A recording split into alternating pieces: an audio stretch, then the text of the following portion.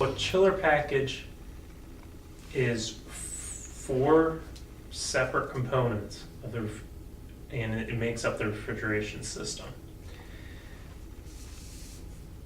It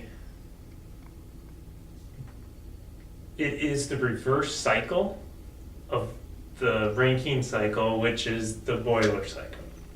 So instead of getting work out, we have to put work in to get what we want.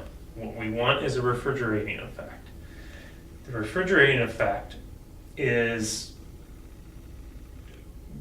what we're trying to cool. So if we're making ice cream, we need to change it from cream and sugar and all this fun, yummy stuff, and we need to make it ice cream. We make it solid, we need to make it frozen.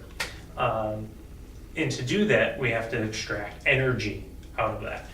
And we do that through a heat exchanger called an evaporator. An evaporator has refrigerant on one side, has refrigerant on one side and a product or a fluid on the other being cooled. This can be water, it could be air, it could be ice cream, it could be beer, it could be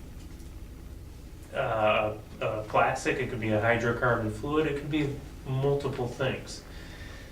So it extracts the heat from the product being cooled, and in the evaporator, liquid refrigerant's entering at a low pressure and a low temperature, and it's going through an isothermal process where it goes from a liquid phase to a fully vapor phase.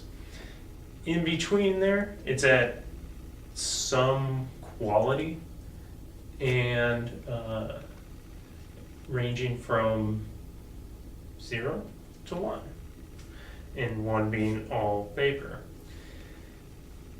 That heat exchanger, it can be a shell and tube heat exchanger, it could be a plate and frame, which is a bunch of little heat exchange surfaces sandwiched between 2 pieces of metal with the fluid passing in between the individual plates. So that's how it extracts heat out. Now I have a low pressure, low temperature vapor coming out of the heat exchanger, the evaporator, and I gotta get rid of that heat somehow. I gotta send it someplace. Well, the best place to get rid of it, because unless I have another use for it at a low temperature source, is to get to atmosphere. So I have to raise the pressure. To do that, I use a compressor, which in the Rankine cycle would be a pump to raise the pressure of the fluid. So I'm raising the pressure up and making a high pressure, high temperature vapor at this point. Now I can do something with it. I go into another heat exchanger called a condenser, where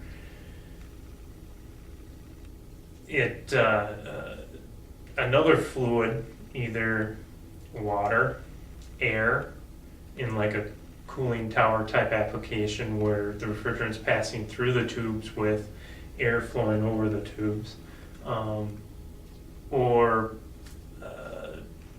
even ground source heat exchangers and all that fun stuff. I reject that heat to the other fluid, and the high temperature, high pressure vapor condenses down to a high pressure, high temperature liquid.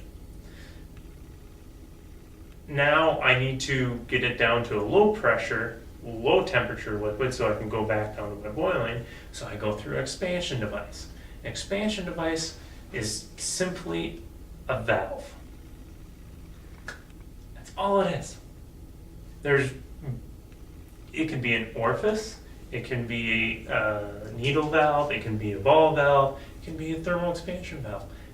It doesn't have to be anything too fancy, or it could be a motorized, electronically controlled valve that does a bunch of things and modulates up and down, and it's tied to a computer and creates a lot of issues for technicians, but regardless, it's a valve.